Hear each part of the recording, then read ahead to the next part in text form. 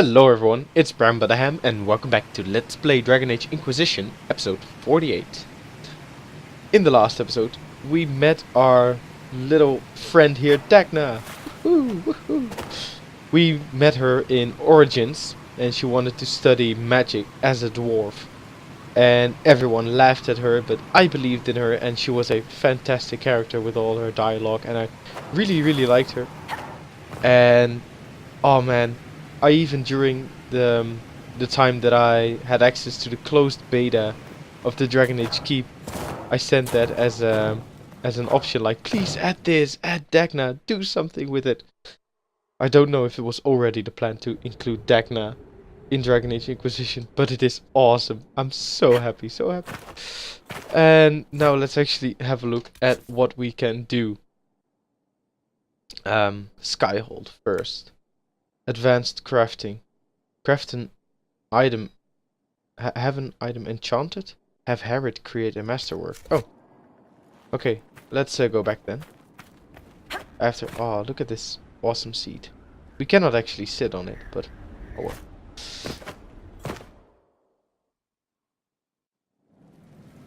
well. Alrighty. Let's have an item enchant. Or a masterwork created. What do you think of Dagna? Any thoughts about our new tenant?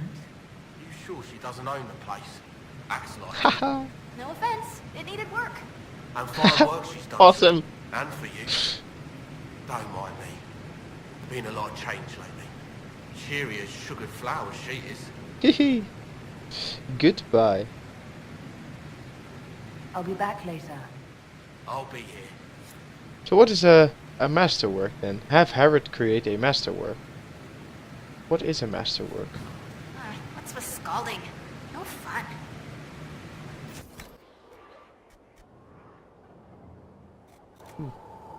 Oh, this is just upgrading. I don't know how we can make a masterwork, really. Let's see. Buy, sell, modify, equip potions, skyhold, craft weapons, craft armor. That surely is weird. Now let's have a look actually. What kind of schematics do we have for light armor? Oh wait! Hey, awesome! Oh, a couple of episodes back when we got the light armor of the dragon and the heavy armor of the dragon and blah blah blah. It's actually a schematic. I thought that we just got the actual equipment back. But we have a schematic for that, so we can make that at the moment. Now, before we do that, let's have a look at the armor that we are wearing at the moment, because that's quite good, I believe. 112. And then let's have a look at the light armor of the dragon, is max of 136. So that's really good. 94 at max, 94, 73. Might as well just discard this then. And enchant our coat arms. Let's see. Let's do that. So the defense slot is 2 healing bonus from all sources. So I guess that only applies to potions or really specific talents then. Magic defense. Magic defense. 2.5% healing for all. Nice. Plate weave. Electricity damage resistance. Spirit damage resistance. Alrighty. I guess the healing thing can be good. Or maybe you want to use it in the utility slot. So let's use cotton for now. And then, oh, this is defense slot as well. Let's just make cotton the... We call this the...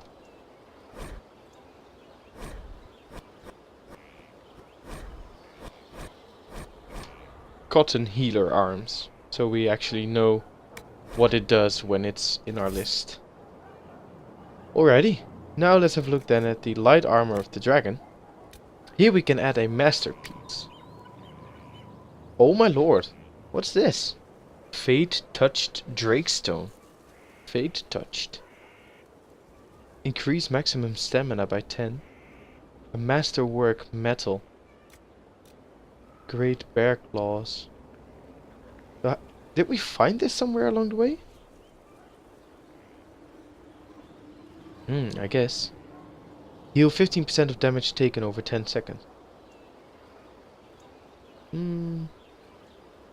I guess this might be better for our tanks.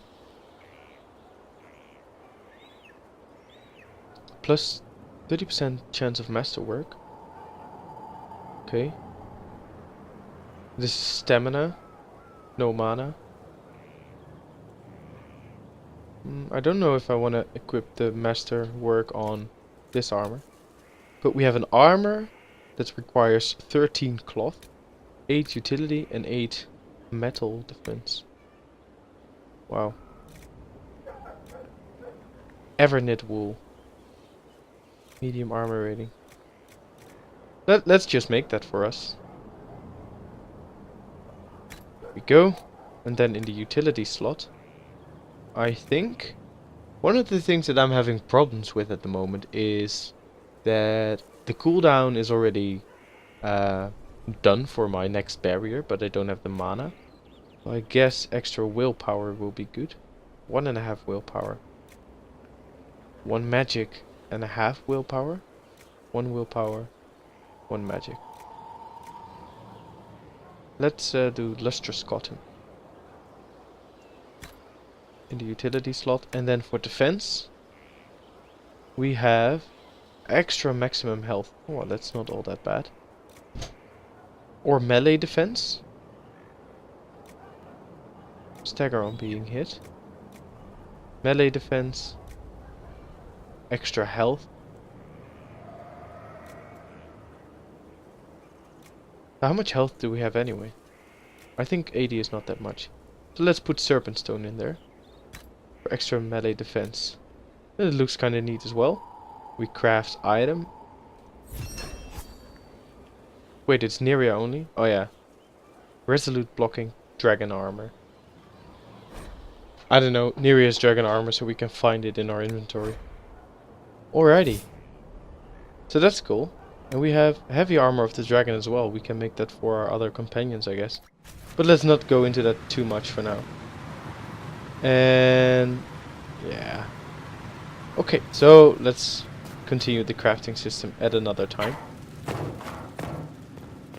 Let's see what else we can do in Skyhold. Advanced crafting only. Now, let's first... What is on the Storm Coast?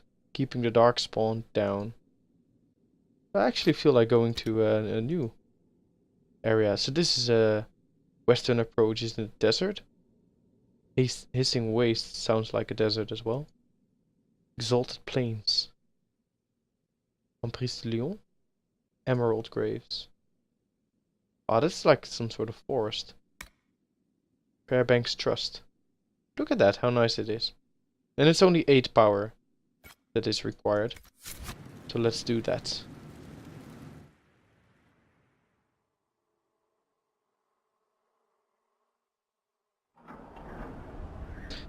Alrighty, so let's have a look where... Okay, yeah, to the right. Still have to get familiar with the Skyhold. Hopefully after we do some quests, the rubble will actually be cleared from the floor. Because that looks cheap ass. Okay. Summon a War Council and let's go explore a new area.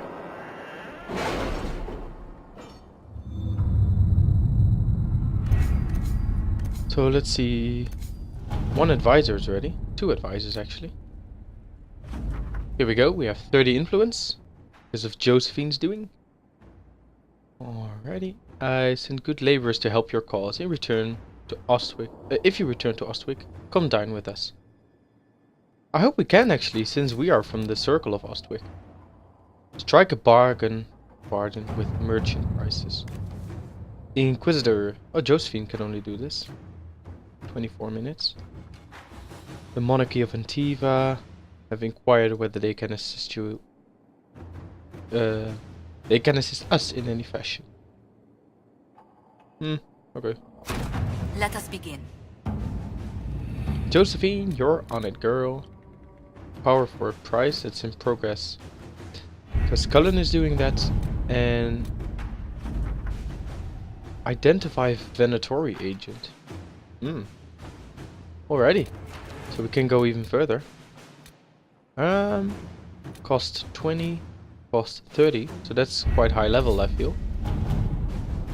Let's go to... What was the place again that we can go to? Oh wait, over here. Exalted Plains, Emprise de Lyon, Emerald Graves. I think that was the one I was looking at. Really? You Yeah. did not notice? I had no idea Lady Beverly was one of your people. You might have told me before I embarrassed myself. New area unlocked. Make contact in the Emerald Graves. Lead Scout Harding made contact with Fairbanks. Alrighty. He's holding information close to his chest. Wonder if it might relate with something bigger than just the Freeman of the Dales. Accept the report and venture forth. With Blackwall. This Blackwall's awesome. Let's play with Cole for a bit. We should be able to spec him as well. And then... let's use Dory. Because why not?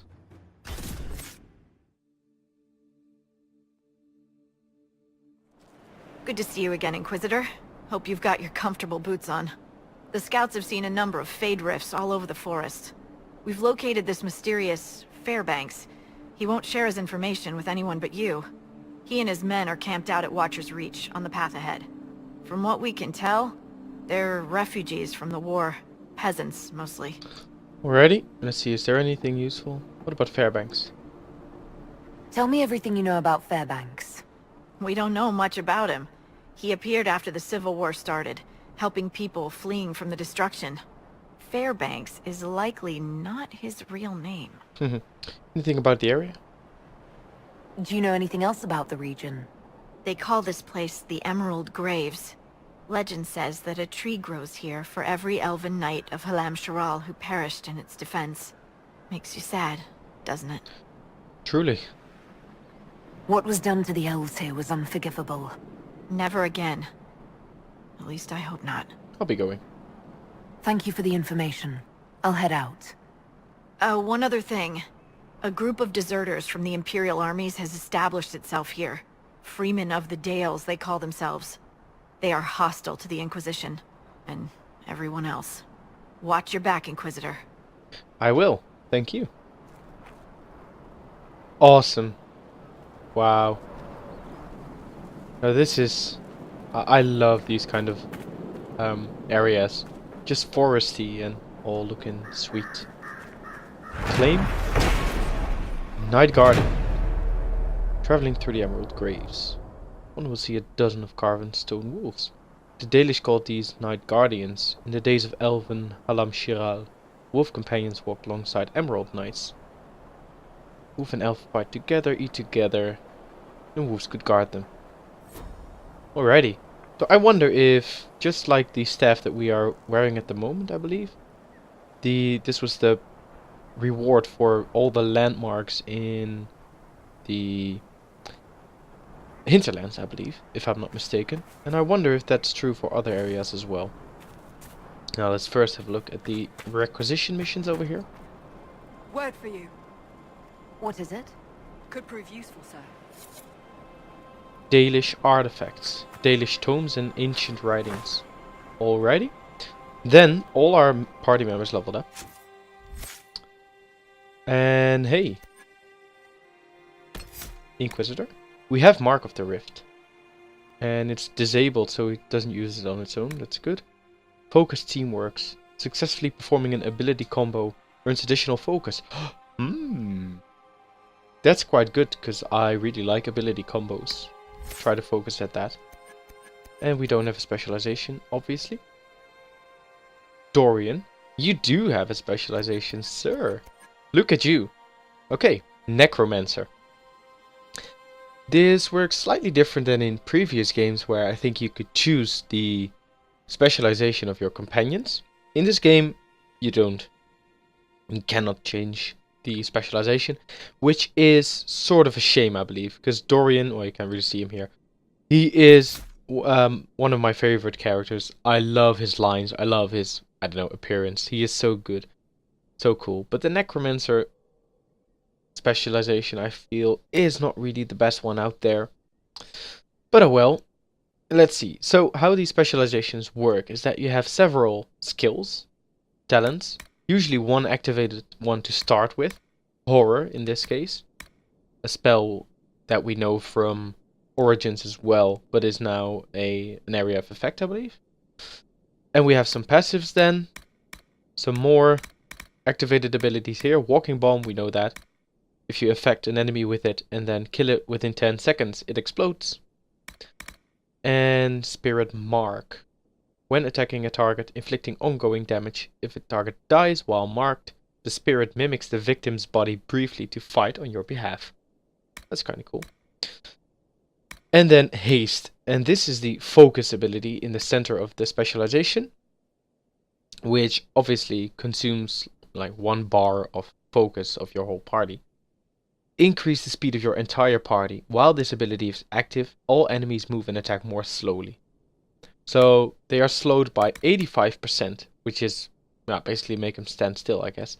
4, 6, 12 or 20 seconds. And the thing that I don't really know is what these tiers means, but I guess I'll find it out along the way. I don't know if this maybe consumes a bar of focus in this one too. I'm not sure. But horror is at least one thing that we can go for him. Unleash spirits of fear that terrify all enemies. And it's actually a panic duration of 6. But that's sort of comparable to the fire spell, I guess, which causes panic as well. So let's see, is there any... There's no upgrade in this that I really want to get with him. Neither is there with Inferno. Actually, we might go for horror with Dorian. Okay, supply that. Awesome. Then there is Cole. And he has his standard 4 trees that we are familiar with from a rogue. But let's see, he didn't spend any point yet. But he is an assassin. Now that's really cool. It's a specialization that's been around since Dragon Age Origins already, I believe. It focuses around hidden blades as one of the main activated abilities. 3 hits, and I think you throw them out in a flurry. Thrown blade, hit your target. 300% weapon damage per hit. Really good. And 3 additional hits, which makes it 6 hits times 300% weapon damage. Kinda good. And cooldown reduction of 4 seconds. So 1/8 of the total cooldown. Throat Cutter, which is a passive that leads just, let's see, an extra damage increase for missing health. Knockout Bomb. Now that's really cool actually. You hurl a grenade using containing a powerful concoction that puts nearby enemies to sleep. I guess this is the miasmic flask from Dragon Age 2. Not really sure. And let's see, I was never here. Dexterity, and you have learned to use the distraction of an enemy's death to slip silently into the shadows. Killing a target removes any cooldown on stealth. Now that's cool. Cloak of Shadows. Go into stealth and your allies follow your lead. Your entire party remains undetected, even while attacking. That's cool. Extra armor penetration. Let's see, a critical hit when you attack from stealth. Now that's really good. And a Mark of Death. And we know this one already from Origins. It basically makes your target more susceptible for damage, I guess. And that's it in the assassin tree. Now, I feel like maybe this can go kind of well with archery, even though Cole is like supposed to be a dual wielder. But let's see, yeah, hidden blades. You can do that without daggers, I believe. You can do it with a bow. And then knife in the shadows. So if we enter stealth mode and we, with full draw for example, we hit someone, it's automatically a critical hit. That's really cool. If we infect him with Mark of Death as well, that will deal even more damage. And we can throw a knockout bomb to stay undetected. I think I might want to try that actually. So first of all, stealth. Stealth and Lost in Shadows. Yeah. So stealth first of all.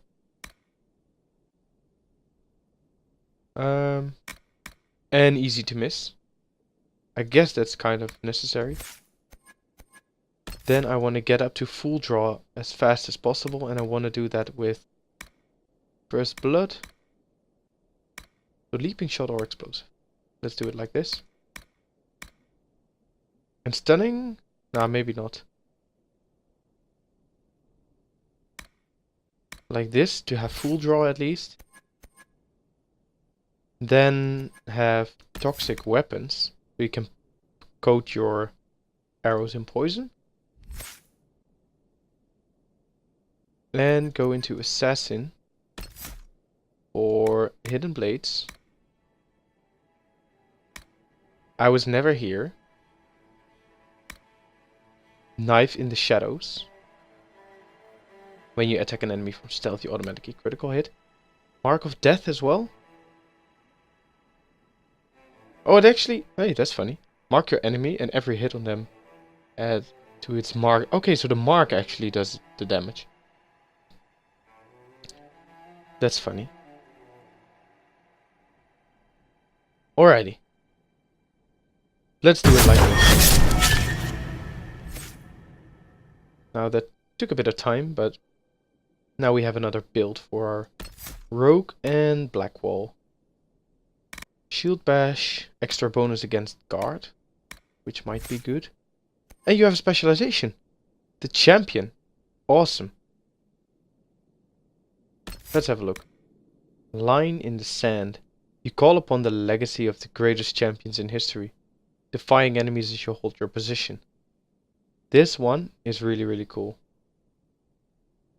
This stops enemies from moving past you and enables to block choke points. I love that.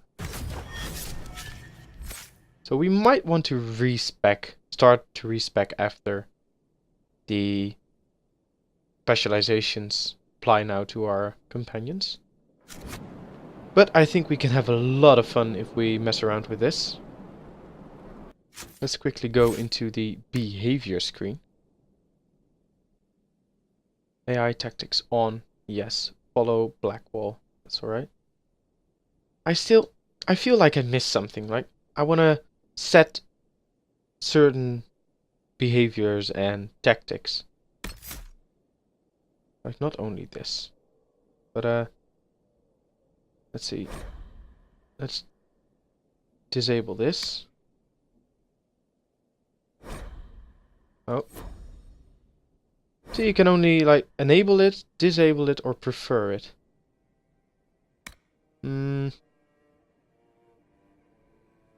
Barrier.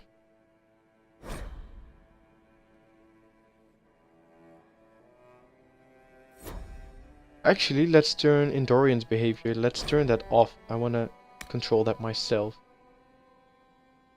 Or, yeah, that's alright. Cole. You should prefer stealth. And... yeah, that's alright. What about Blackwall? You should really prefer this. Warcry. And this as well. Let's just see how that works out. Alrighty, now that took a bit of time, and we are ready to go and explore the Emerald Graves. Let's see, where do we go?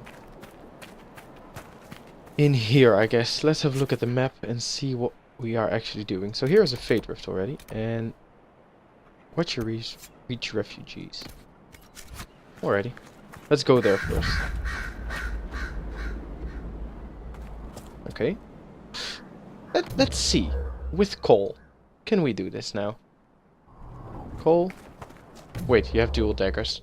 Should give you a weapon. And you have shitty armor. What's up with you? Shit. We didn't do anything yet. Mage only. Oh, I'm so sorry, Cole. I'm so inconsiderate. Weapons. Bow. Bane of Red Crossing. Yeah, I guess that's the best bow for now. And you have a hat, that's fine. So, if you enter stealth now. And then use your Mark of Death on that man.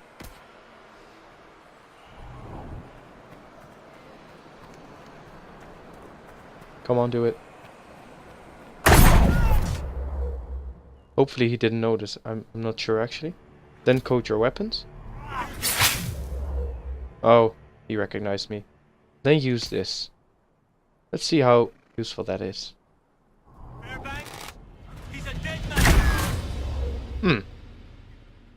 Alright, I guess it did something. Now let's go into tactical mode and do this differently. Let's move him back. Let's move Blackwall forward and challenge him.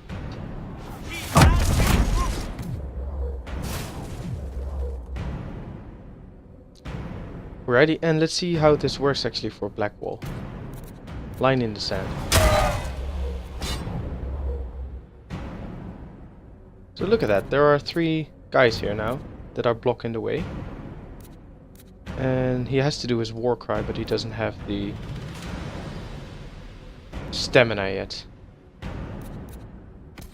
Now we can then all focus at him.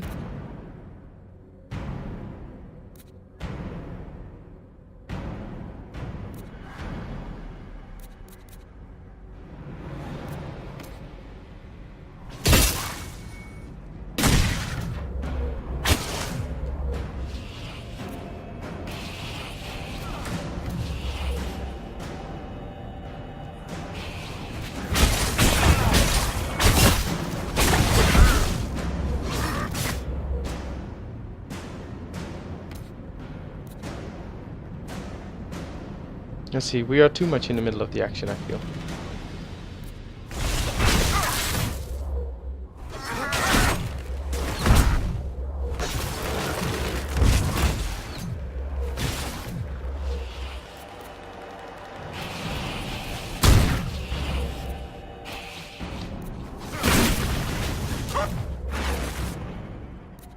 Alrighty, let's all attack that guy. Cole, can you use your explosive shot?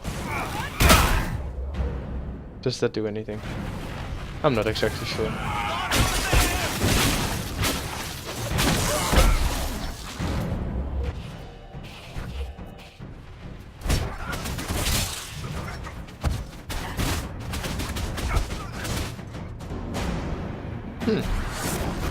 Alrighty. I guess that went sort of alright. It wasn't too easy though. I think we might have to set up... I don't know. We have to follow with our party before really engaging with Cole. But I think it's cool if he has the first mover and first mover advantage.